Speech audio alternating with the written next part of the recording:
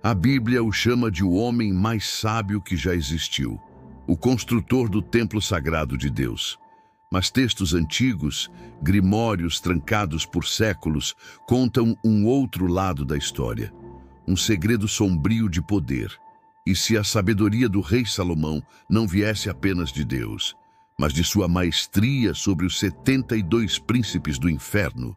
Nos próximos minutos, vamos abrir o livro proibido da chave menor de Salomão para revelar como o rei de Israel se tornou o maior conjurador da história. Você descobrirá a origem do seu poder, como ele usou um anel mágico para escravizar demônios poderosos na construção do templo e o que aconteceu com essas legiões do inferno depois que o templo foi concluído. Esta não é uma história que você ouvirá na igreja. A história começa com a missão divina de Salomão, construir o primeiro templo para Deus em Jerusalém. Mas a tarefa era monumental, além da capacidade humana. Segundo a lenda, Salomão orou por ajuda. Em resposta, Deus não lhe enviou exércitos de homens, mas conhecimento. O arcanjo Miguel desceu dos céus e entregou a Salomão um anel. Mas este não era um anel comum. Era o selo de Salomão, um anel de latão gravado com o nome secreto de Deus, que dava ao seu portador o poder absoluto sobre todos os espíritos, bons e maus. Armado com o anel, Salomão iniciou seu trabalho, mas ele não conjurou demônios por maldade. Ele os via como o que eram, uma força de trabalho poderosa e indisciplinada.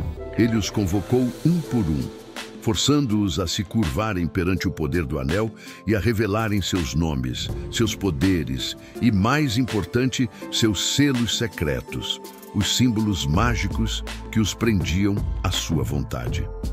O grimório conhecido como Ars Goetia lista os 72 demônios principais que Salomão subjugou.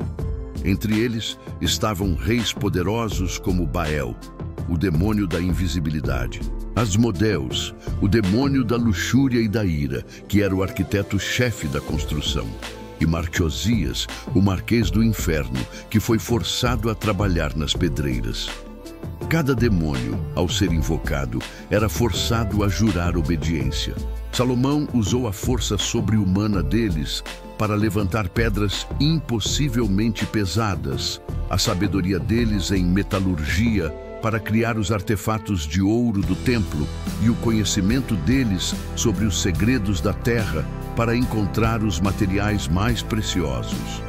O templo de Deus foi, segundo esta lenda, literalmente construído com mão de obra infernal, controlada pela sabedoria divina. Os demônios não trabalharam por vontade própria. Eles foram escravizados, mas o que acontece quando o mestre perde o controle de seus escravos? Com o templo concluído, Salomão tinha um exército de demônios à sua disposição. Ele os prendeu em um grande recipiente de bronze, selado com o seu anel, e o jogou nas profundezas do oceano, planejando livrar o mundo de sua influência para sempre. Mas a história não termina aí. A própria Bíblia nos conta que, em sua velhice, o coração de Salomão se desviou. Influenciado por suas esposas estrangeiras, ele começou a adorar outros deuses. Sua sabedoria divina o abandonou. Lendas posteriores contam que, com a fé de Salomão enfraquecida, o poder do anel diminuiu.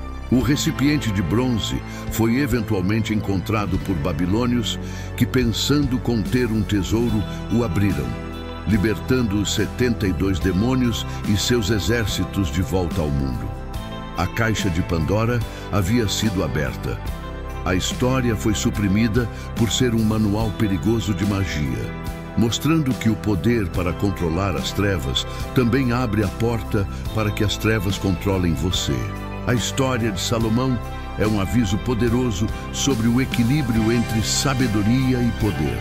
Ela nos ensina que mesmo a maior sabedoria pode ser corrompida se não for guardada pela fé e pela humildade. É uma lição sobre como lidar com nossos próprios demônios internos. Se você acredita que a verdadeira sabedoria está em dominar a si mesmo, e não aos outros. Comente com convicção: a sabedoria é o meu escudo. Inscreva-se e ative o sino, pois cada lenda proibida tem um segredo para nos ensinar.